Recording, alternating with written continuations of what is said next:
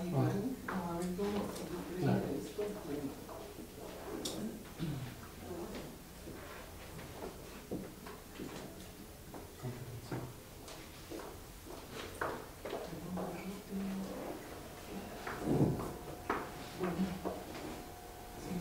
Pues buenos días.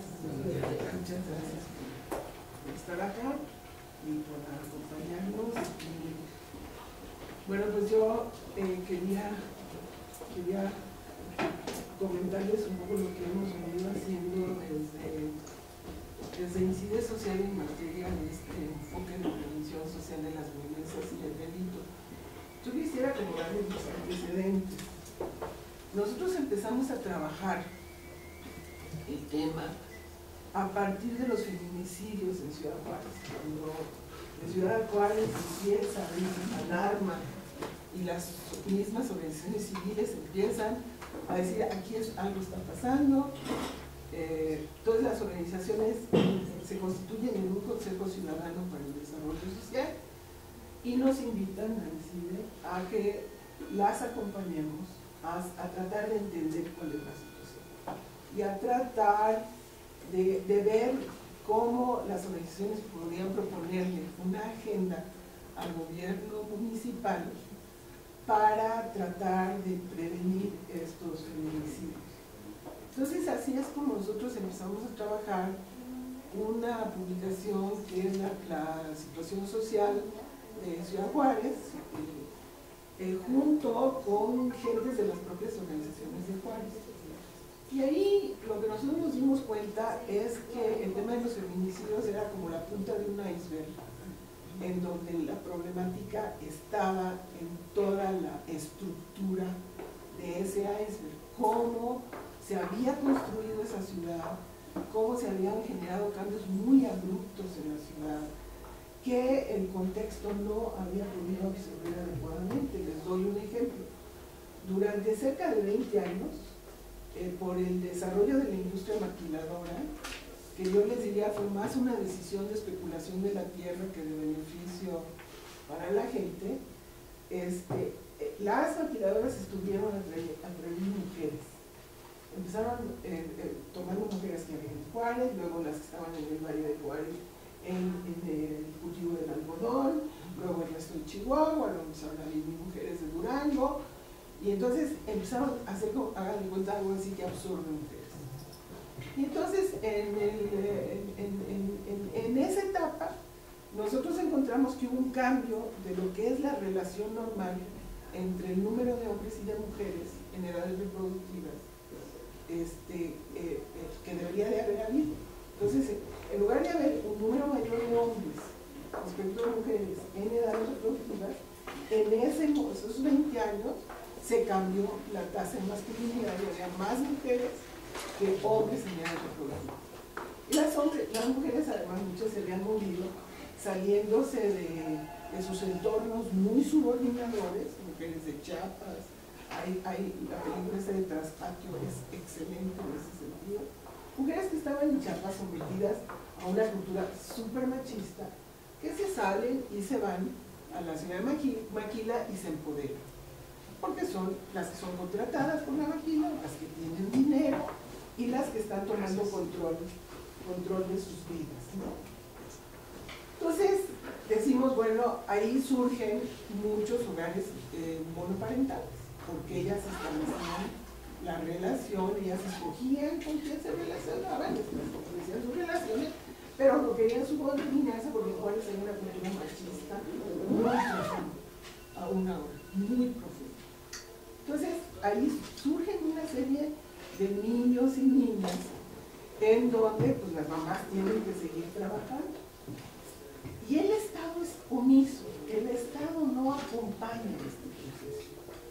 Juárez es una de las ciudades posiblemente más abandonadas por el Estado, por el propio gobierno estatal, por la federación. Y entonces ellas empiezan a desarrollar esquemas de cuidado de los niños, entre ellas, porque además no vienen con familias, están ellas solas, entonces no tienen a la abuela que les cuide a los niños, etc. Entonces ahí hay toda una alteración de relaciones sociales, de relaciones entre sexo, que generan un ambiente pues muy disruptivo de alguna manera. Y empezamos ahí a ver qué está pasando con la construcción económica y social de las familias y qué está pasando entre la necesidad de subsistencia de la familia y los tiempos de cuidado a los niños. Y esta es una, digamos, de las bases, mucho del trabajo que hacemos en el CIE. Entonces, a partir de eso, hacemos el diagnóstico, está disponible en red, porque ya no hay ejemplares. Detectamos las zonas de mayor conflicto y las diferencias de infraestructura social en la ciudad, donde hay escuelas y donde no, donde viven los jóvenes, en donde no hay preparatorias, donde están las familias jóvenes con niños chiquitos, donde no hay estancias infantiles. O sea, empezamos a ver todo este desorden que se da en una ciudad que crece a una velocidad espectacular. Bueno, a partir de eso, a finales de 2009, convocamos a un foro que se llama Los orígenes de la violencia, porque estamos convencidos que esto es un asunto multifactorial, que tiene que ser analizado por muchas disciplinas y que las medidas para poder atacarlo tienen que venir de muchas agendas disciplinares, digamos. En 2010-2011, el Centro Nacional para la Prevención Social de las Violencias y la Delincuencia nos invita a que les ayudemos a hacer un análisis semejante al de Juárez para 6 ciudades, 2 del norte, Tijuana y Juárez, o actualizar Juárez, 2 del centro, que son Guadalajara y Aguascalientes, y 2 del sur, que son Tapachula y Mérida. Les vamos a entregar unos discos que tienen los resultados de esas investigaciones, de 4, porque 2 no salieron como nosotros hubiéramos querido. La consultora que le tocaba hacerlo no se apegó, digamos, a la metodología que nosotros proponemos. Les vamos a entregar otros materiales que han derivado de esto. A la luz de esta experiencia, porque quien estaba a cargo del Centro para la Prevención en ese momento, que es Laura Carrera, ella había trabajado con Rosario Robles, con uno de los presidentes municipales del municipio de Juárez, y a partir de la investigación que nosotros hicimos en Juárez, desarrollaron una serie de políticas, como creo que era el presidente municipal era Ferriz. Y con él, por ejemplo, montaron un sistema de estancias infantiles. Empezaron a hacer recorridos en las colonias para hablar con las mujeres. O sea, usaron la base de la información para empezar a acercarse y escuchar los dolores de la gente, ¿no? Y entonces Laura decía, vamos a aplicar esto y estudiar otras ciudades, a ver qué diferencias hay entre las del norte frontera, las del centro y las del sur. Cuando ella logra que 20% del subsidio municipal para seguridad, el subseguro, se destine a actividades de prevención social, porque todo el subseguro se dedicaba a la compra de armamento, compra de cámaras, uniformes de policías, patrullas. Ella logra, con su terquedad sobre la necesidad de cambiar el paradigma, logra que en un año 10% de su esté destinado a prevención, y luego logra que el 20%. Y establecen ellos 16 líneas de trabajo en los municipios, en municipios seleccionados en relación con prevención social. Y la primera línea es hacer un diagnóstico, como el que nosotros promovimos. A mí me gustaría, si es diálogo, y yo sé que ustedes son periodistas, así es que me preguntan, yo les estoy contando la historia. Entonces, ellos deciden en el centro que la primera línea para la cual asignan recursos es el diagnóstico. luego unos planes de prevención, observatorios ciudadanos de seguimiento de la situación de violencia y unos consejos ciudadanos. Y luego hay líneas ya de actividad directa de prevención.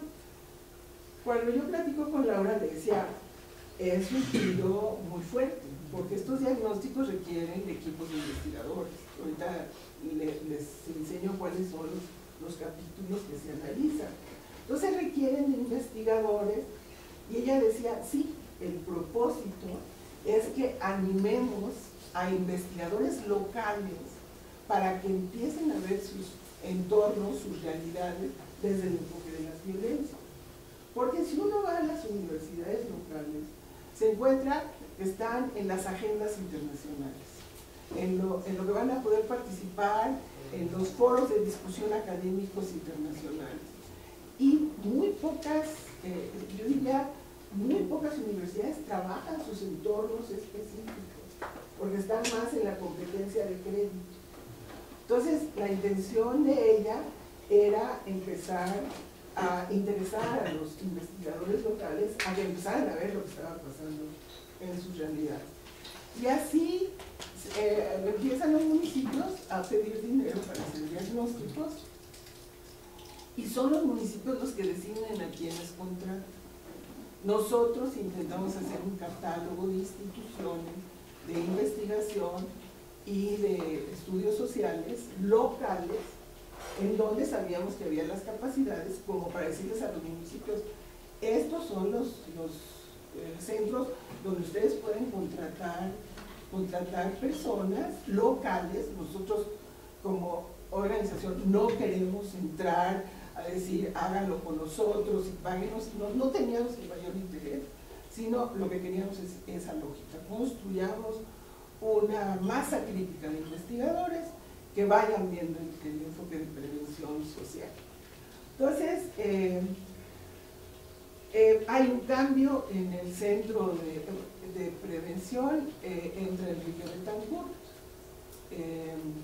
En el gobierno de Calderón, evidentemente había una situación conflictiva. O sea, todos aquellos que estaban en la lógica de la prevención, de la intervención dura de seguridad pública, seguridad policial, seguridad militarizada, y unos pocos que empezaban a hablar de prevención, entre ellos, yo sí lo reconozco, Laura Carrera, con mucha claridad se hizo el propósito de meter el tema de seguridad ciudadana y su equipo de entra Enrique Betancourt al centro, y entonces todo este trabajo se pierde, ya no interesa. Y nosotros nos hemos dedicado a rescatar, porque no hay obligación de los municipios, a rescatar los diagnósticos que se hicieron en los municipios con dinero del subsidio. Y tenemos cerca de 90 diagnósticos destacados. Varios sí siguieron la nota metodológica que nosotros propusimos, porque elaboramos una nota metodológica que se las vamos a dar en los discos, y otros usaron otros enfoques. Y otros municipios contrataron a las mismas empresas que les vendían equipo para la policía, que vendían cámaras, que vendían cosas. Eso pasó. Entonces hay diagnósticos de muy diferentes calidades. Y en este momento lo que nosotros estamos haciendo es seleccionando los buenos diagnósticos, y vamos a hacer fichas de estos diagnósticos para sacar los factores de riesgo, los factores precursores, para ver en qué medida hay condiciones muy específicas de los municipios y en qué medidas hay coincidencias en las situaciones de los municipios. Bueno, entonces, a finales del gobierno de Calderón, y antes lo que pasó en Villas de Salvarca, que fue terrible, se lanzan con la estrategia Todos Somos Juárez. Es una estrategia que nosotros pedimos en varios momentos que se evaluara, porque fue una estrategia en donde se avientan ladrillos en el terreno sin tener un plano claro del edificio que se iba a construir. sea, simplemente se lanzó dinero, llegaron las distintas secretarías con su menú de programas, no a sentarse a ver con la gente qué era lo que la gente quería, sino decirles, a ver, aquí tengo este menú de programas, ¿qué de esto que tengo te sirve? Entonces, lo que yo iba a destinar a otros lados, lo voy a concentrar en Juárez. Entonces, todos Somos Juárez no tiene una concepción y una estrategia de prevención, sino son una serie de medidas dispersas que se lanzaron al territorio. Entonces, en algún momento que teníamos diálogo con Alcántara, que era el secretario del Sistema de Seguridad, le decíamos, vamos a hacer una evaluación de qué pasó en Todos Somos Juárez, realmente en qué medida impactó.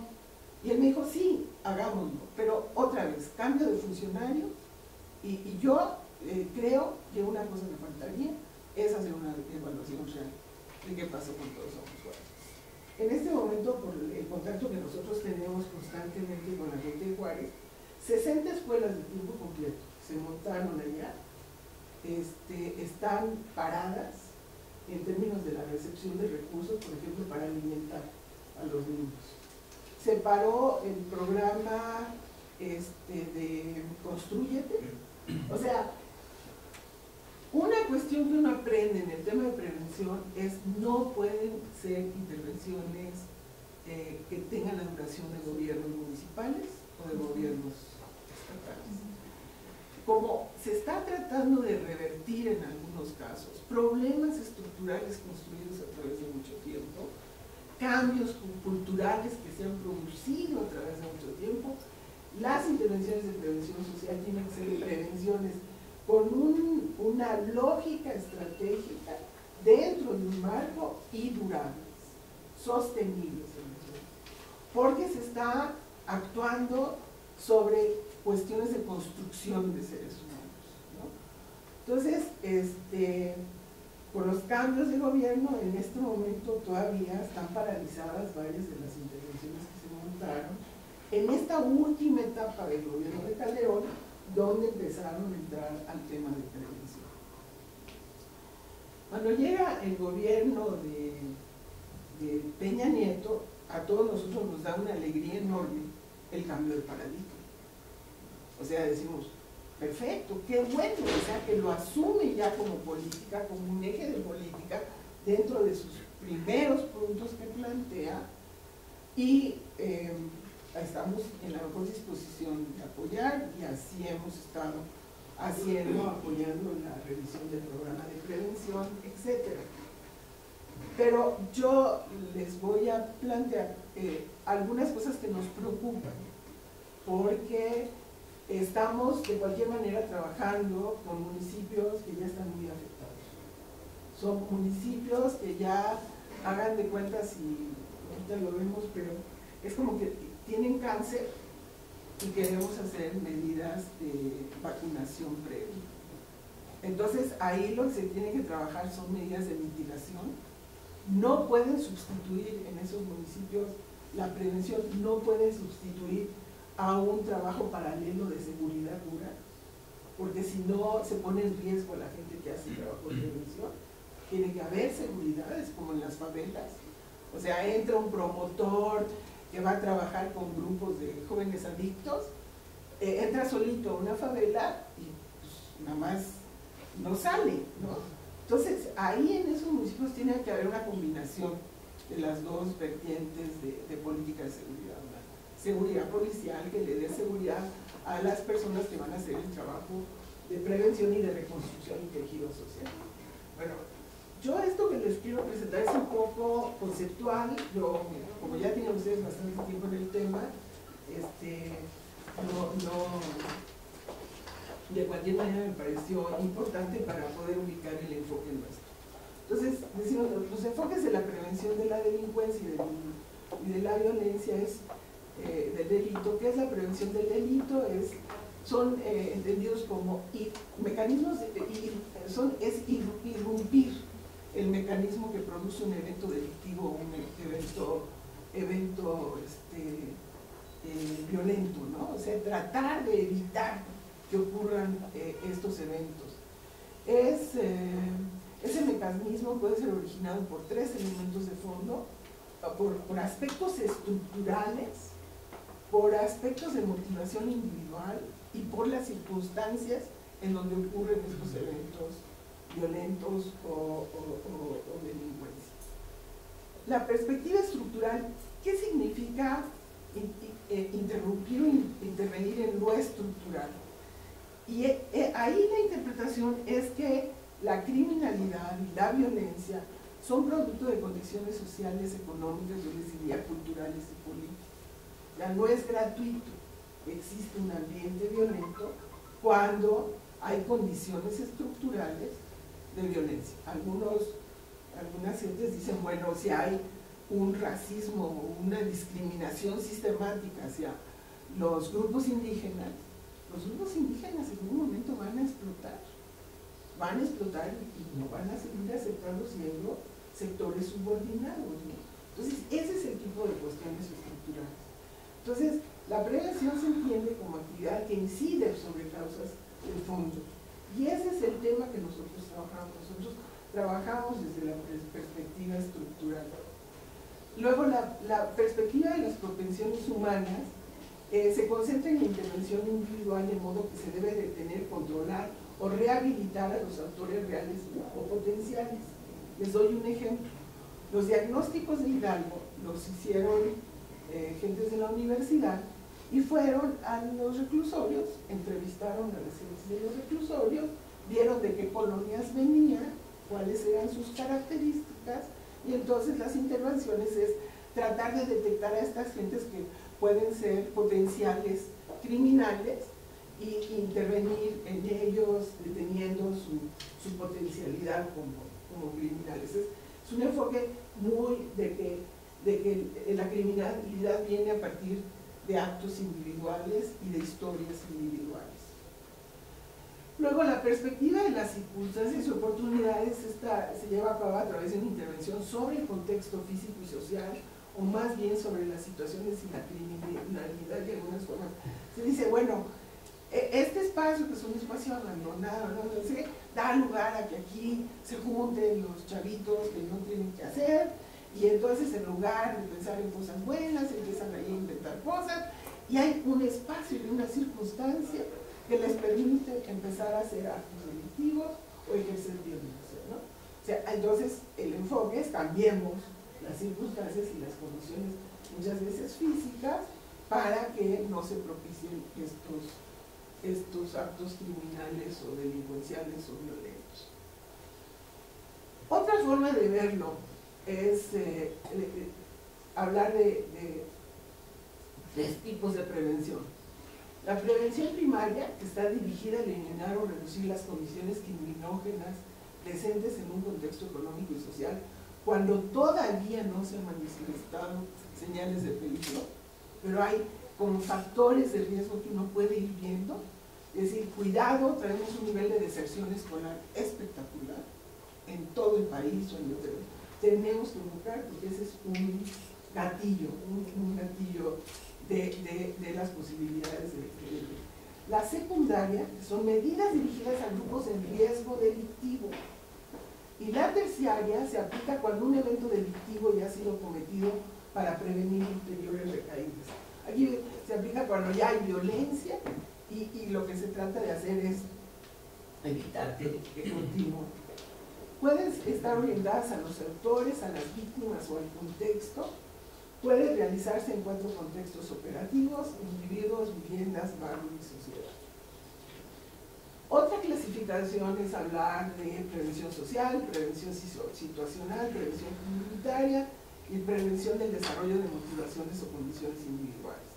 Pues la prevención social son medidas que tienden a reducir o eliminar todos los factores criminógenos. Tiene que ver con esta concepción estructural del problema, con la idea de que son relaciones y procesos que se dan en las sociedades, entonces hay que reducir o eliminar estos factores. Se propone incidir sobre las causas mediante programas de intervención de carácter general para modificar las causas que empujan a la criminalidad. y resalta el contexto social general donde nace el delito como conjunto de condiciones sociales, económicas y culturales que crean un ambiente favorable a las motivaciones del delito. Luego, prevención de desarrollo de motivaciones o condiciones individuales. Se busca prevenir que el desarrollo de la motivación o condición criminógena individual en el curso de vida con referencia a los individuos, a las familias, a la escuela o a la comunidad. Prevención precoz o prevención de los factores de riesgo individuales, familiares y comunitarios. Son como claramente tres niveles de posibilidades de intervención, ¿no? O se interviene sobre individuos que se sienten que están en la posibilidad de cometer actos de violencia, delictivos, o se interviene en el contexto cercano, chiquito, se cambian las cosas, o se interviene con políticas públicas que dentro de sus propósitos sea bajar los riesgos de violencia. Ahora, nosotros, bueno, otra vez, factores individuales, por ejemplo, bajo autocontrol, impulsividad, agresividad precoz, hiperactividad, impulsividad, baja inteligencia. Se dice, las personas que tienen este tipo de características son personas que tienen una propensión a la violencia y a la comisión de delitos, y hay que cuidar, hay que ver dónde andan estas personas y hay que trabajar sobre ello. Factores familiares, características de riesgo de las madres, familias desarticuladas o monoparentales, escasa capacidad del ejercicio de la paternidad, conflictos, abuso, abandono, violencia familiar. O sea, hay que trabajar con los contextos familiares para que estos contextos se vuelvan más propicios para el crecimiento de seres humanos saludables. Y factores de carácter socioeconómico, que son condiciones de privación, degradación de la comunidad, influencia de pares, factores negativos del sistema escolar. Aquí estaría el bullying, por ejemplo. Y esto tiene que ver con el enfoque individual. Luego, la prevención situacional interviene en el contexto para reducir o modificar los factores que crean o favorecen las oportunidades delictivas y de autores racionalmente motivados, reducir oportunidades de aumentar los riesgos de cometer delitos. Luego, el tema de penas, por ejemplo, es meter penas y consecuencias de la comisión de delitos. Se focaliza en el escenario del delito, busca impedir la ocurrencia del delito y hacer menos atractivas las ocurrencias del delito. Análisis de las circunstancias que dan lugar a formas específicas de delito, costumbres y estilos de vida, potenciales víctimas, características físicas de los lugares, ausencia de controles. Esta es una prevención muy favorecida, muy usada, y trata de eliminar los factores que en el contexto pueden estar. Yo les diría el caso de, por ejemplo, impunidad.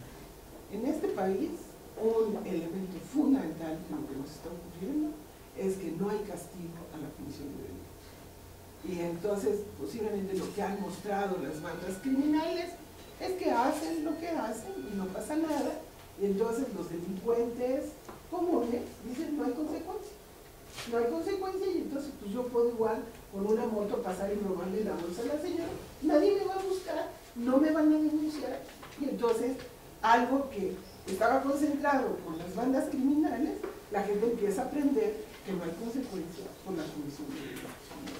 Entonces, un enfoque ahí, pues tiene que ver con el sistema de investigación de los ministerios investigadores, de que la gente denuncie, pero que la denuncia tenga consecuencias, y que haya un aparato judicial que efectivamente castigue la comisión de delitos. En México no tenemos eso, y eso es una ausencia fundamental para poder enfrentar lo que nos está pasando. Por ejemplo, nos dicen, toman a un capo, capturan a un capo y destruyen los mecanismos de contacto de esa red criminal. Y entonces hay un montón de gente que se queda ya sin los mecanismos para hacer el tránsito, el trasiego de la droga, y estas gentes que vivían de ese comercio se empiezan a dedicar a explotar a la gente local, porque ya dejaron de tener ingresos a partir del comercio de droga, ¿no? Y entonces lo que estaba, digamos, constreñido a un problema entre bandas y de tránsito de droga empieza a afectar a la población. Y entonces empiezan a secuestrar, a pedir protección, el pago de protección, cuota, porque de alguna manera se les destruyó su mecanismo de generación de ingresos. Entonces, pero como aprendieron que hay impunidad, a que hagan lo que hagan, no va a pasar nada, pues entonces es una forma de obtención de ingresos. Y finalmente, la prevención comunitaria se trata de la participación comunitaria y en ella se comprenden varias estrategias, como es la gerencia local de la prevención de la delincuencia, la preservación y el desarrollo del capital social, la valoración de la eficacia colectiva, la cohesión social, la revitalización de los barrios y la renovación civil. Esto nos está pasando mucho, cada vez más comunidades, los empresarios en Monterrey decidieron entrar y empezar a pagar bien a los policías. Un poco lo que ha pasado con Monterrey, han hecho un buen ejercicio de selección de policías y les están pagando, los empresarios apoyan, entonces están mejorando la calidad de los policías y impedir la necesidad de que los policías se vendan y se envíen con las bandas para obtener ingresos, ¿no? Entonces ahí es cuando las comunidades empiezan ellas a buscar mecanismos para recomponer su propio tejido, para autoprotegerse, etc. Incluye desde modelos de comunidades defensivas donde los ciudadanos se responsabilizan de la seguridad, como son los policías comunitarios y las autodefensas, que es lo que estamos viviendo, pero también modelos donde se trata de desarrollar la participación comunitaria a través de nuevos modelos asociativos y nuevas formas de solidaridad. Yo creo que el enfoque de la política de prevención actualmente en México es de prevención situacional con participación comunitaria. O sea, están tomando polígonos específicos, no es que se generen servicios públicos, sino que convocan a que sea la comunidad, las organizaciones civiles, las que lleven a cabo estas actividades. Yo tengo la duda de si eso es durable en el largo plazo. Yo creo que tiene que haber una combinación de servicios proporcionados, servicios públicos proporcionados con el Estado, con participación comunitaria. Pero dejar todo a que sea la comunidad y las organizaciones civiles las que hagan las cosas, ahí puede haber riesgos de sostenibilidad, ¿no? Luego, incluye prevención secundaria, está dirigida a niños en riesgo, se plantea trabajar mucho con jóvenes, jóvenes con adicciones, con jóvenes en las zonas marginadas de las ciudades, y tiene prevención terciaria porque está en zonas donde los niveles de delincuencia son altos y las comunidades están muy dañadas. O sea, desde mi enfoque, falta una estrategia de prevención primaria. Porque este tema es un tema como donde hay agua y hay un papel secante en donde esto se va diluyendo, distribuyendo y empieza a cubrir cada vez más territorio. Entonces, el enfoque viene mucho de lo que ha sucedido en los últimos 20 o 30 años, donde dicen focalicemos los recursos, ¿no? El tema focalicemos en los más pobres, ¿no? Y se desatiende la condición general. Entonces la condición general se va deteriorando. Entonces hay que tener medidas de prevención que toquen a todo el territorio. Yo les diría el tema de bullying. El tema de bullying no es solo en los municipios en donde está interviniendo el programa de prevención. Es un tema de conflictividad en todo el país. El tema de violencia doméstica es un tema que es una semilla muy clara de la producción de gente violenta. Al ser violentados en sus casas, salen afuera con habilidades violentas. O sea, si a mí en mi casa me enseñaron que los conflictos los resuelvo violentamente, y como niño, en lugar de hablar conmigo y decirme que no debo hacer lo que hago, me encierran en el baño 3 horas, pues cuando yo salga afuera, eso es lo que voy a hacer por los otros. Así aprendí a solucionar conflictos. Entonces el tema de violencia familiar es un tema en donde debe de haber una política en todo el país. Por eso nosotros decimos, tiene que haber prevención primaria. Tenemos que considerar que el país está, y no es solo el país, es el mundo. Hay como pérdida de capacidades de los estados para controlar y hacer esta función fundamental que los estados tienen, que son la función de protección y de seguridad. Es la razón por la cual decidimos las sociedades tener estados y tener poderes, ¿no? Es decir, oye, tú vas a ayudarnos a fijar las normas de convivencia y vas a evitar que nos agarremos entre nosotros y nos matemos, nos lastimemos y nos quitemos las propiedades. O sea, tu función fundamental es esa. Entonces, hay un debilitamiento de las estructuras estatales. Hay un cambio civilizatorio. O sea, los estados nacionales ya no están teniendo capacidades para controlar las relaciones sociales y económicas al interior de sus territorios. Entonces, esto es lo que nosotros planteamos como lo que vemos que está sucediendo actualmente, y digamos nuestra petición y la incidencia que tratamos de hacer como ICIDE es: hagamos prevención primaria, no solamente secundaria y terciaria. Bueno, ahora, ¿cómo está el tema que nosotros planteamos? Y aquí es un poquito, les planteo como el marco en el que nosotros lo vemos. Nosotros decimos que las personas tienen 4 tipos de campos de requerimientos para la vida. O sea, casi son los requerimientos para vivir bien, para ser felices, para tener bienestar.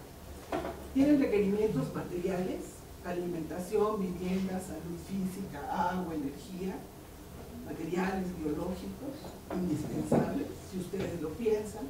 Las políticas sociales generalmente han estado destinadas a programas de alimentación, programas de vivienda, de salud física, a proveer de agua, a proveer de luz. Pero también tenemos requerimientos psicoafectivos y psicoemocionales. Tenemos necesidades de ser reconocidos como personas peculiares, necesitamos afecto, necesitamos que nos abracen, necesitamos que nos digamos que somos importantes, que somos diferentes, necesitamos que nos respeten, que nos digan, oye, qué bien la hiciste, o sea, te sacaste un 8, qué bueno, porque habías estado sacando 5, ¿no? Qué bueno que lo hiciste. Hay una necesidad muy grande de desarrollo psicoafectivo y psicoemocional. Y en eso tenemos un colapso de los mecanismos de reconocimiento de los seres humanos. Luego tenemos necesidad de seguridad. Yo les diría que es como el elemento que ha estado subyacente en políticas sociales desde finales del siglo XIX. La seguridad de la vida. O sea, que no nos van a matar saliendo de nuestra casa, de que no nos van a agredir y herir, de que tenemos un ingreso que nos permite la subsistencia, un ingreso asegurado, la seguridad de nuestra propiedad, de que no nos las van a quitar de repente, seguridad frente a la enfermedad, el desempleo y accidentes. Para eso construimos los sistemas de seguridad social. O sea, la preocupación del ser humano es: ¿cómo voy a vivir de aquí para adelante? O sea, ¿cuáles son mis bases de protección y de que puedo tener una vida digna, ¿no? Y finalmente, requerimientos culturales que empiezan por saberes para la vida, saberes que no valoramos, que generalmente son proporcionados por las familias. Las familias son las que nos enseñan cómo alimentarnos y qué alimentarnos, qué comemos, a qué horas, cuánto, cómo cocemos nuestros alimentos o cómo nos preparamos. Nos enseñan a relacionarnos con el otro sexo, a relacionarnos con nosotros, nos enseñan a hablar, el idioma lo aprendemos en las familias. O sea, las familias construyen la parte básica de la inversión en los seres humanos y no lo reconocemos y no lo valoramos. Y generalmente son las mujeres las que hacen estos trabajos. Pero cuando las familias están tan agobiadas que requieren estar las mujeres y los hombres y los hijos adolescentes, todos desesperados buscando ingresos, pues los niños chiquitos y los adultos mayores se quedan solos y se quedan abandonados. Y yo creo que eso es lo que nos ha estado pasando. Y entonces este rol de transmisión de saberes para la vida está muy vulnerado, está muy afectado. Luego, bueno, el acceso al conocimiento, que es un tema ahora de la modernidad muy importante. Todos requerimos saber cómo surgieron los planetas y qué está pasando con el cambio climático. O sea, ese acceso también es muy importante. La educación, generalmente pensamos en educación escolarizada, pero hay educación informal y educación no formal. Información es otro requerimiento que tenemos. Ahora, si no estamos informados, estamos fuera de la vida actual. Requerimos acceso a la tecnología, tal vez ahora es uno de los requerimientos más fuertes para los jóvenes, tener la última app para meterle en el teléfono y el último modelo del teléfono, pero eso debería de ser para todos los... Entonces estos son 4 requerimientos. Lo que nosotros decimos, traemos un lío muy fuerte con la construcción emocional de los niños y de los adolescentes. Afortunadamente, desde hace 10 o 15 años, hay ya todo un trabajo de lo que se llama educación emocional, y crecientemente se está tratando de introducir el tema en espacios públicos. Ya no solo queda en el ámbito de las familias, sino que hay ya trabajos de educación emocional. Los agentes que proveen estos requerimientos, bueno, son las familias, la comunidad, organizaciones, iglesias, sindicatos, bandas, el mercado y el Estado. Y lo que nosotros creemos es que había un pacto implícito de qué le tocaba a quién en la generación del bienestar de los seres humanos. ¿Y qué se refería a economías industriales? O sea, en la economía industrial el Estado ayudaba educando trabajadores para las industrias, proveyéndolos de seguridad social y de salud, y le quitaba ese trabajo a las familias que en un momento lo hacían. Entonces había un cierto acuerdo de que la familia iba a cuidar, iba a encargarse de la crianza, iba a desarrollar estas bases de los seres humanos, incluso las mujeres, y el mercado iba a ser un proveedor, pero esencialmente la relación era familias-Estado. Lo que nos está pasando es que esto se modificó y ahora se le pide más a la comunidad. Se les dice, a ver, organizaciones civiles, ustedes empiecen a proveer estancias infantiles, o mercado, tú hazte cargo de las diálisis que antes hacía el Estado en el Seguro Social. O sea, se han modificado responsabilidades, quedando algunas responsabilidades sin quien las realice. Y yo insisto, el aspecto psicoemocional se está quedando muy vacío. Y entonces estamos generando gente enojada, violenta, sola, que está buscando alternativas y sentido de la vida, porque ya el entorno no se las está dando. Bueno, aquí es, ¿qué estamos entendiendo por violencias? Nosotros decimos, las violencias son múltiples, multifactoriales, y derivan de procesos y situaciones complejas de los ámbitos económico, social, cultural y político que se interrelacionan en territorios determinados.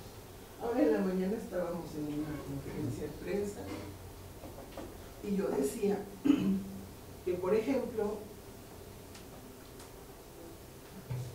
las discusiones de los políticos, en lugar de dirimirse en las urnas, con el voto ciudadano, utilizan herramientas de protesta social, les pagan a jóvenes para golpearse unos a otros y decir, no, es que Mancera no pudo controlar, no, es que Ebrard no sé qué, no, es que Peña Nieto y Osorio Chong se golpeaban en la prensa, ¿no?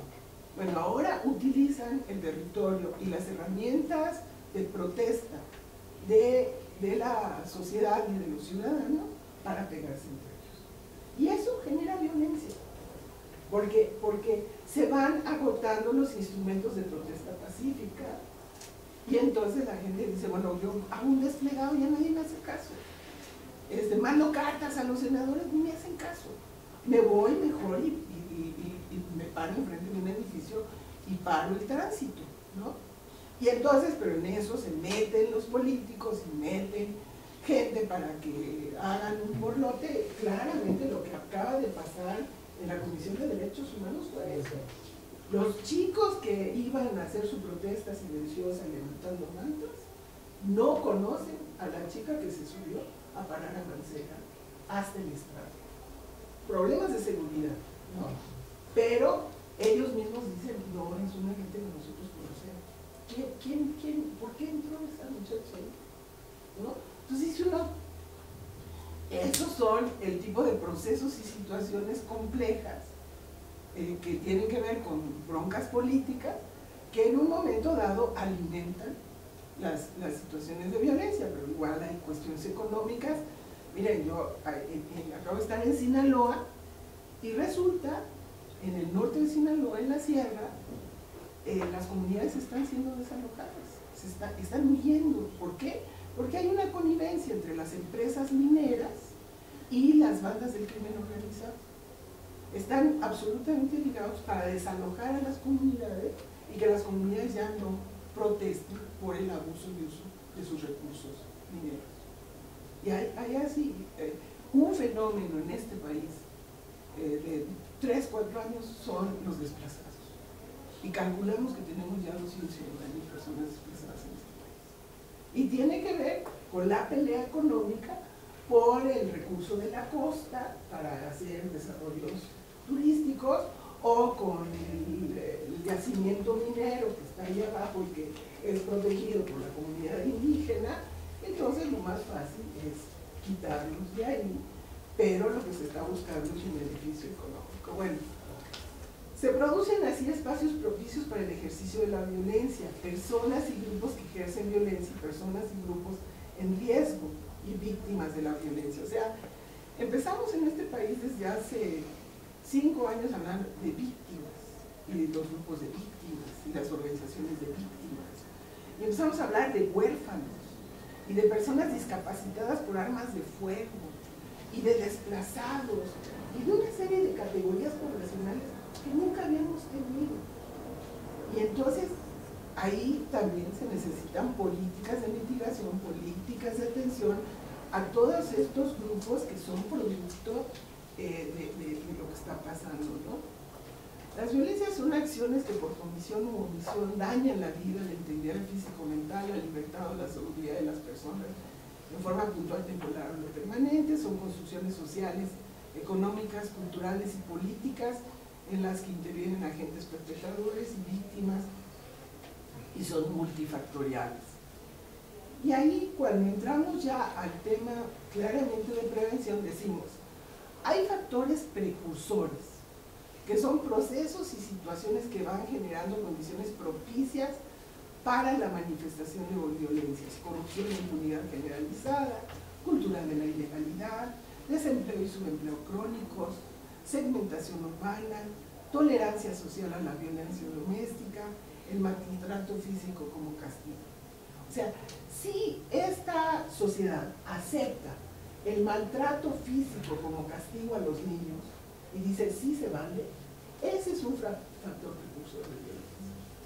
Si este país dice se vale golpear a las mujeres, golpear a los adultos mayores, golpear a los niños como formas de control autoritario, ese es un factor precursor de violencia.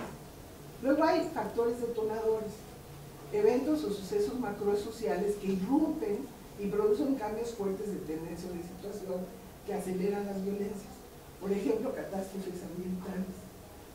Cuando hubo un terremoto en Chile, en la ciudad de Constitución, con el terremoto la gente aprovechó y fue a robarse las televisiones y en los establecimientos que quedaron con los vidrios rotos, y cuentan que hasta gente de altos ingresos decía, mira, a mí me gusta la sala que estaba exhibida en tal lugar, entonces tráetela, ¿no? Entonces hay catástrofes ambientales que algo que parece estar ahí como tranquilo, de repente se desata. Un ejemplo muy claro fue el cierre de la frontera en el 2001, en donde se deja de permitir un tránsito libre de la droga, y la droga que pasaba al otro lado se vuelca hacia México, y entonces el número de picaderos en Juárez se duplica en un periodo muy cortito. Y entonces empieza a desarrollarse el mercado interno de droga en Juárez, porque muchas de las ciudades eran ciudades de tránsito, no de consumo. Entonces viene un cierre, viene un cambio abrupto, y entonces se produce ese factor que estaba ahí precursor. Es como una pradera que de repente llega un cerillito y se enciende. Luego hay factores de riesgo, que son indicadores demográficos, sociales, económicos y políticos. Yo si quieren les dejo una copia de esto. Indicadores demográficos, sociales, económicos y políticos que advierten de la existencia de tensiones y conflictos importantes. Por ejemplo, una elevación extraordinaria de índices de deserción escolar. Ese es un indicador muy clarito de que algo está pasando, de que ya no retenemos a los jóvenes en las escuelas. Un aumento del desempleo, un aumento de los suicidios de jóvenes, que es un fenómeno que es terrible y está ocurriendo. Embarazos tempranos, desalojos, movilizaciones sociales, delitos sexuales. Cuando las tasas de este tipo de situaciones muestran cambios, están advirtiéndonos que algo está pasando, que ahí hay alguna cosa está sucediendo. Pero también hay factores de contención, capacidades, conductas, agencias o colectivos que favorecen salidas pacíficas a los conflictos y a las tensiones. Organizaciones de promoción de la paz, espacios sociales de encuentro, relaciones sociales de proximidad, por ejemplo, todo este tema de las policías de proximidad que trabajan con la comunidad, altos niveles de organización y participación. Esos son factores de contención. Y la prevención lo que trata es de montarse sobre esos factores. Primero, de evitar que se destruya, y es todo esto del tejido social. Cuando hay un fuerte tejido social, ese fuerte tejido social constituye un factor de contención, porque quien viola las reglas del tejido social va a ser sancionado por su propia conducta, y lo van a excluir o lo van a atacar. Y no hay necesidad de que cada uno de nosotros traiga un policía en la espalda, porque existe una serie de normas y arreglos sociales en donde si uno comete alguna cosa que sale de la norma, va a ser sancionado socialmente. Entonces, por eso cuando hablamos de prevención decimos hay que cuidar el tejido social y hay que desarrollar tejido social, porque es un factor que evita que sean agentes externos que nos estén cuidando de que no nos matemos, de que no nos robemos y de que no abusemos unos de otros. Entonces, este país, por ejemplo, ha entrado muy tardíamente a todo lo que es educación para la paz. En otros países yo conozco gente que tiene 20 años trabajando en educación para la paz. No era un tema en México. Y yo creo que hay que trabajar mucho en educación para la paz, en las formas de solución de conflictos, porque somos un país profundamente autoritario, desde la casa hasta el gobierno, y no sabemos dirimir conflictos aceptando y escuchando al otro, ¿no? Entonces, esos factores de contención son un elemento fundamental en los temas de prevención. Entonces, lo que tratamos es de detectar los aspectos de la vida económica, cultural, social y política locales que generan oportunidades o motivaciones para las violencias y la comisión de delitos.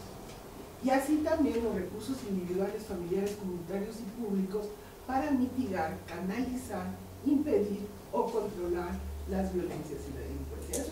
Eso es de lo que se trata cuando trabajamos estos diagnósticos. Bueno, esto es contexto. Les voy a poner ya, para terminar, los ámbitos de análisis que hemos tomado en estos materiales que les vamos a entregar. Analizamos 5 temas, realmente el último lo agregué recientemente, es analizamos el territorio, el poblamiento, el medio ambiente y el ambiente físico del municipio, ciudad o localidad. O sea, ¿dónde está la ciudad? Está en la frontera, está en la costa, está en una vía donde transita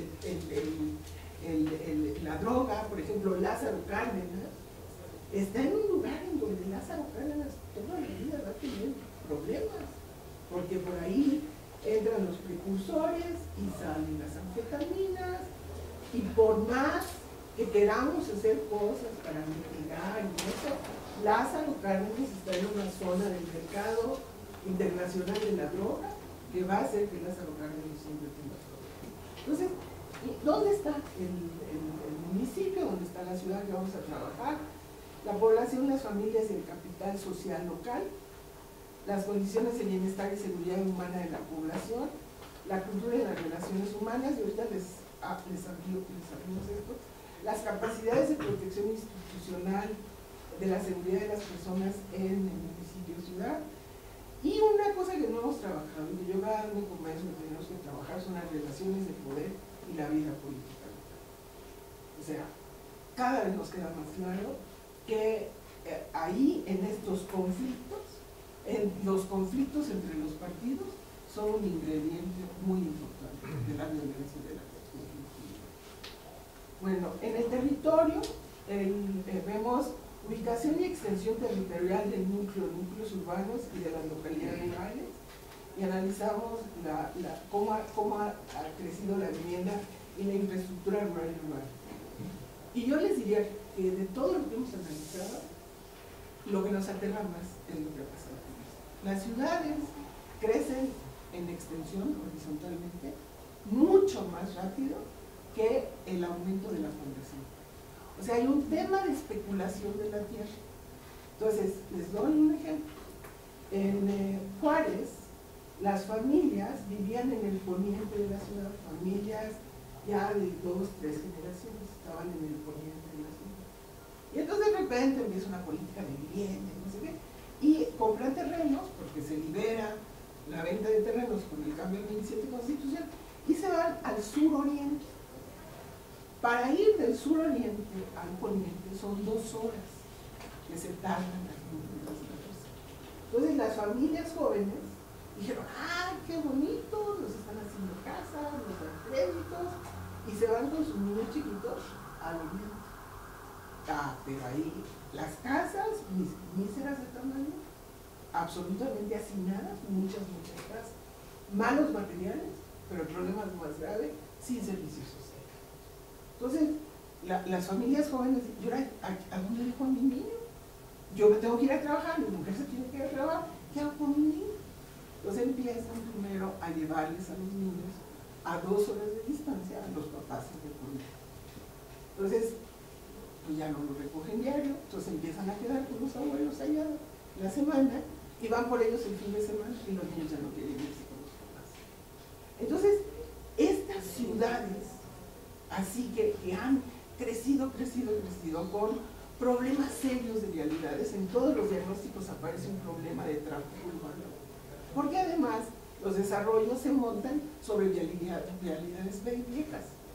Y entonces las vialidades que estaban construidas para dar un servicio a una cierta densidad poblacional, ahora tienen unas cargas de coches, en donde el señor sale en la mañana de su miserable vivienda de 2x2 de la que está pagando un crédito, se golpea ahí en una casa para poder arreglarse con el hijo y con la señora en un espacio pequeñito, sale y empieza a transitar para llegar a su trabajo, con una frustración y un enojo, porque se tarda 2 horas o 3 horas en llegar a su lugar de trabajo.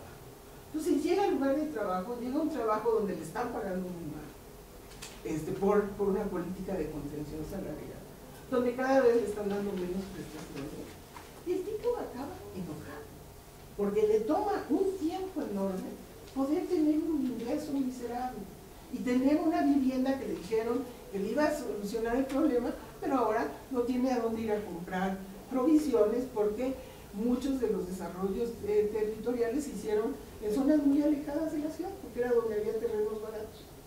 Entonces, hay desarrollos inmobiliarios en todo el país que están a 10 kilómetros o más de las ciudades. Entonces, la gente que está ahí no tiene servicios sociales, no tienen escuelas, no tienen siquiera comercios, no tienen buenos transportes. Las mujeres se levantan muy temprano para poder caminar hasta donde puedan encontrar un transporte para llevar a los niños a la escuela. Un verdadero desastre en términos de desarrollo urbano. Pero además nos encontramos que las ciudades están segmentadas y crecientemente hay guetos en las ciudades. O sea, están guetizadas las ciudades. Y se encuentran unos desarrollos inmobiliarios con unas murallas en donde además son propensas esas murallas porque no están iluminadas, son espacios criminógenos, digamos, ¿no? Donde puede suceder, la gente no puede transitar por ahí porque ya está cerrado el gueto, y entonces lo que estamos generando son ciudades crecientemente desiguales, discriminatorias. O sea, el problema urbano en términos de tensiones de la vida por la forma en que se ha hecho todo el desarrollo inmobiliario y este tema de las viviendas chiquitas. Nosotros tenemos fotografías de viviendas nuevas que son 2 pisos, es un cuarto en 2 pisos y no hay nada de terreno alrededor. Y las casas tienen que crecer de acuerdo al crecimiento de la familia. Entonces, ¿qué hace la gente? Bueno, pues tiene coche, el cuarto de abajo lo usa como garage, entonces todos viven en el cuarto de arriba. Es doloroso lo que ha estado pasando en términos de crecimiento de viviendas y son espacios precursores de violencia. Una cosa que no hemos estudiado suficientemente es qué ha pasado con los desarrollos inmobiliarios de los años 50. El Rosario, estos que fueron desarrollos así ejemplares en el mundo, son lugares donde hay una enorme violencia y no hemos hecho análisis. Bueno, yo les diría que de todo lo que les voy a comentar, esta parte nos tiene súper preocupados, porque no son espacios para la recreación de la vida, no son espacios para la recreación del tejido social. Llegan gentes de muy diversos lugares, no se conocen entre sí. Y entonces, si ustedes ven los estudios que hay del Latimbarómetro, el que acaba de sacar el INE, lo que domina en esta sociedad es la desconfianza. Desconfiamos de las personas y desconfiamos de las instituciones. Y estos espacios que estamos generando como espacios de vivienda no están siendo espacios de construcción de confianza y de tejido social. Y nosotros vemos, por ejemplo, en Chile, cuando Lagos estaba el presidente, en todos los desarrollos había la exigencia de una escuela, o iglesias o espacios de iglesia, espacios de encuentro, lugares de juego, jardines, porque esos son los espacios que crean conocimiento. Si yo veo a la señora en el mercadito que está todos los días y empiezo a hablar con ella, pues aunque vengamos de lugares muy distintos, empiezo a crear tejido social. Pero si lo único que me construyeron fueron calles muy angostas, donde a veces ni los carros de basura entran en esas calles, y no hay ningún espacio de encuentro de ese núcleo nuevo que se hizo, pues estamos generando la desconfianza y abundando en la desconfianza. Entonces yo les diría, si ven en los diagnósticos, por ejemplo en el de Guadalajara es un excelente capítulo de Siqueiros, un urbanista muy bueno, y el de Tijuana son los 2 primeros capítulos. Si no leen nada más de los diagnósticos, por eso lo leen, van a ver, y ese es un claro factor precursor de violencia, porque no genera tejido social y al contrario está tensando a las personas. Luego vemos la situación y evolución demográfica. Esto, por eso que les decía yo de las tasas de masculinidad en Juárez, que había más mujeres que hombres en edades reproductivas. Eso lo tratamos de ver en cómo está la pirámide poblacional, en ciudades donde hay muchos jóvenes. Los jóvenes porque tienen descargas hormonales en su etapa de crecimiento adolescente, son propensos a la violencia por naturaleza biológica. Entonces a veces cuando hay en las pirámides muchos jóvenes, hay que hacer desarrollos para ellos, ¿no? Bueno, la situación y evolución y composición de las familias, otro tema fundamental es lo que les digo, las familias están cambiando. No es que las familias no transmitan valores, no es que las familias sean disfuncionales, las familias están teniendo que resolver los problemas de su entorno, de cómo sobreviven, cómo educan, cómo apoyan a la sobrevivencia, a la subsistencia de sus miembros. Y entonces, si tienen un contexto económico, cultural, político que no las ayuda, ellas tienen que desarrollar una serie de estrategias. Entonces, cuando hablamos de la familia natural, papá, mamá y niñitos como el ideal, eso es pura mentira. O sea, las familias han cambiado en sus estructuras. Hay una cosa que se llama familias donas, que son los abuelos y los nietos, y la generación intermedia se ha perdido porque se han migrado mamá y papá, y entonces, o el tío que se encarga del sobrino porque la hermana que tuvo el niño se fue y también inmigró, entonces las formas de convivencia se han transformado enormemente. Entonces, cuando nosotros escuchamos decir, y ahora está lo de la Comisión de la Familia y la tiene el PAN, sí, y dicen, es que las familias no cumplen sus roles y son disfuncionales. Perdón, las familias están haciendo lo que pueden, porque los contextos en los que estamos viviendo son muy difíciles. Bueno, el capital social local, analizamos cuántas organizaciones, qué tipo de mecanismos de asociación hay. Hay una pobreza de capital social en este país verdaderamente lamentable. No hay, por la desconfianza, la gente, bueno, y les digo, está este informe del INE que se acaba de presentar, que se llama Informe País, que es una encuesta a 11,000 personas, y ahí aparece cuánta gente participa en organizaciones deportivas, organizaciones religiosas, y van a ver que es muy poquito, muy poquito. Patrones y prácticas de asociación y participación comunitaria, mecanismos de control de la sociedad en la acción pública estatal, todo eso tiene que ver con capital social, índices de capital social o desarrollo de la sociedad. Ahí estábamos tratando como de medir realmente qué base de sustento puede haber para alentar mecanismos de contención comunitaria a los temas, ¿no? Luego vienen las condiciones de bienestar y seguridad humana de la población. Bueno, ¿qué tanto disponibilidad, acceso a la educación, qué tanto la educación está adaptada a las condiciones del territorio que estamos estudiando? ¿Qué pasa en las relaciones maestros-alumnos? Por ejemplo, ahí encontramos que por todo lo que ha venido pasando, los maestros cada vez se separan más de los alumnos. O sea, les estamos metiendo una barrera y el maestro prefiere no apoyar emocionalmente a los niños.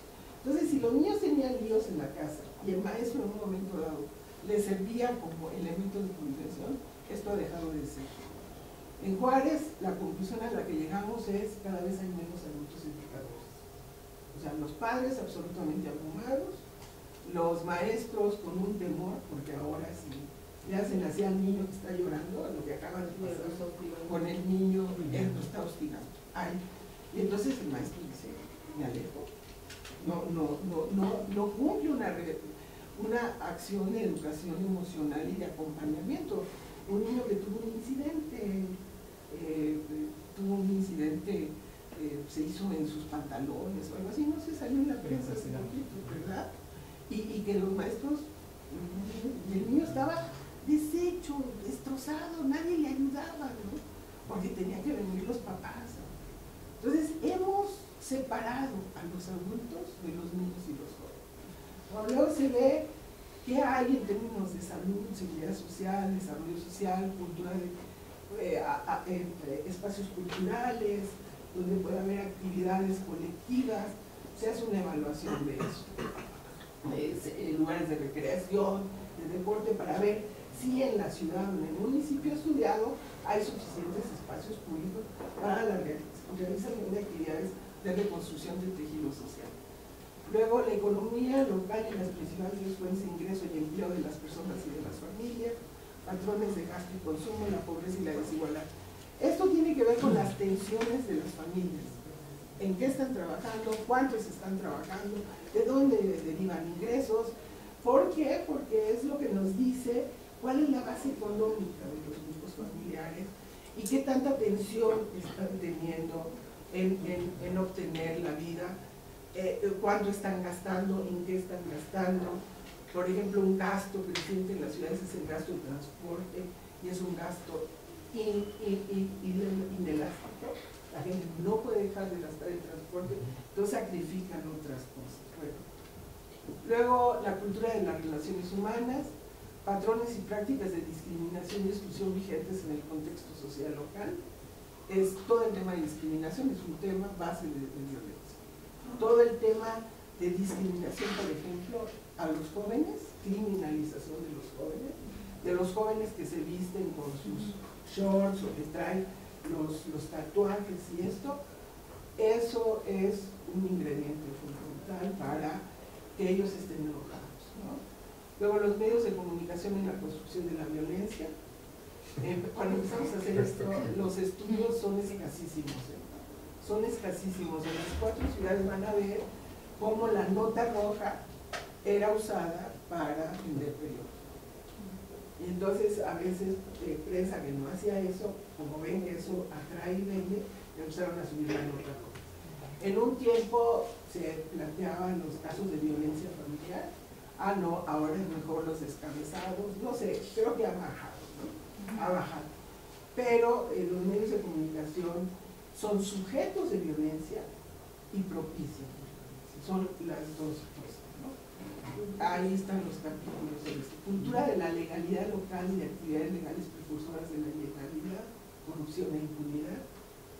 Les doy un caso: Juárez, Tijuana, todas estas ciudades crecieron bajo un concepto de servicios ilegales al otro lado. O sea, era donde se hacían los divorcios, los abortos, donde iban a comprar servicios sexuales, donde se vendía alcohol cuando estaba la ley de prohibición. Esas ciudades crecieron en un concepto de violación de reglas, porque era lo que les daba trabajo a la gente. Y entonces la base cultural es una base de transgresión, de vivir en la transgresión. Porque además mucha gente dice que las leyes son producidas por gente que no conoce lo que está viviendo la gente. Entonces muchas leyes en este país no tomaron en cuenta lo que estaban viviendo en las ciudades de frontera. Por muchos años había protestas en las ciudades de frontera por decisiones tomadas en el centro. Entonces, hay veces que la gente dice, yo no cumplo la ley porque yo no hice esa ley y no me corresponde. En las leyes muchas veces, lo que va a pasar con la Comisión de la Familia, es mi concepción de lo que es la familia y de lo que es la familia funcional, es la que le voy a imponer a todos. Entonces, a veces las leyes no hacen resonancia con la gente y eso es un motivo de no cumplirlas, ¿no?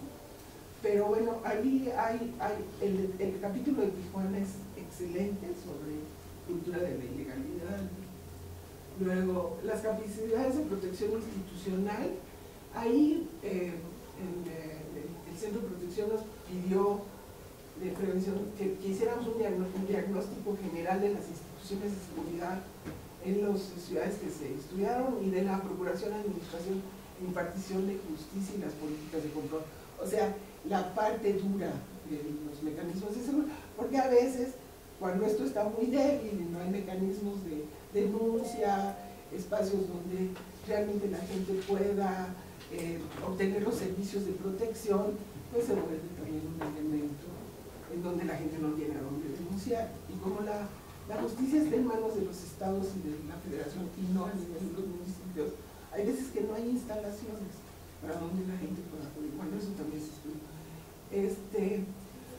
Acabo ya. Las preguntas fundamentales es cómo contribuye la situación, la evolución y la transformación de esos ámbitos de la vida de los seres humanos y en la construcción de espacios, personas y grupos violentos. O sea, cómo estas situaciones, esta violencia en las escuelas, falta de espacios públicos, falta de espacios de justicia, contribuyen a la generación de espacios personas violentas. ¿Cómo se ven afectados esos ámbitos por la violencia? O sea, cómo la violencia incide en la educación, incide en el espacio público. ¿Qué capacidades y procesos y recursos existen en esos ámbitos que permitan tramitar los conflictos pacíficamente y den contención a las violencias? ¿Cuáles serían aspectos económicos, sociales, culturales y políticos críticos, focos rojos, donde sería necesario y posible realizar intervenciones públicas, privadas y sociales para prevenir, amortiguar y revertir las violencias y su reproducción? ¿Cuáles serían las intervenciones más pertinentes y críticas en esas materias? ¿Cuáles serían los obstáculos y las precondiciones para llevarlas a cabo? Otro ejemplo, una cosa que concluimos con toda claridad en nuestros trabajos es que la forma en que están constituidos los gobiernos municipales, lo que llamamos la arquitectura institucional municipal, está totalmente fuera de él. O sea, hay que cambiar toda la concepción de gobierno municipal. Les hemos echado un montón de cosas encima. Ellos son los que ahora se encargan de dar los permisos de uso de suelo. Y cuando llegan las grandes inmobiliarias, pues el presidente municipal se queda temblando, si no es que se pone de acuerdo con ellas para darles permiso para construir. Pero una gran inmobiliaria que se pone con un presidente municipal no tiene nada que hacer. Y ellos son los que dan los permisos de uso de suelo. Entonces, esta descentralización que traemos desde los 90 se ha hecho sobre una estructura, una arquitectura institucional municipal que ya no tiene la capacidad para enfrentarla. Y cuando hablamos de prevención, decimos los gobiernos municipales son los que tendrían que tener más instrumentos y más capacidad. Los cambiamos cada 3 años. Vean lo que pasó con Vive Feliz y la línea verde que montó Lorena Martínez en Aguascalientes. Es un programa ejemplar que les estoy pidiendo que les den una evaluación de que hicimos de ese programa. Pero ella supo jalarse recursos federales, supo alinear a todos sus servidores públicos en el municipio, tenía lío con el gobernador, o sea, no pudo jalar recursos estatales, y marcó una línea clara de prevención. Lorena duró 3 años y el presidente municipal actual, panista, manda al demonio la política. Entonces, no puede ser, porque los programas de este tipo no pueden durar 3 años. No pueden durar 3 años. Entonces, bueno, estas son las zonas metropolitanas de las cuales van a recibir ustedes los estudios: Guadalajara, Aguascalientes, Tijuana y Juárez. No les damos Tapachula y Mérida porque no son buenos diagnósticos. Luego, en 2011-2012, el Centro Nacional para la Prevención de la Violencia se promovieron diagnósticos municipales con recursos de salud, y nosotros tenemos ya cerca de 90 de estos diagnósticos, y esta es una bibliografía de y eso es todo.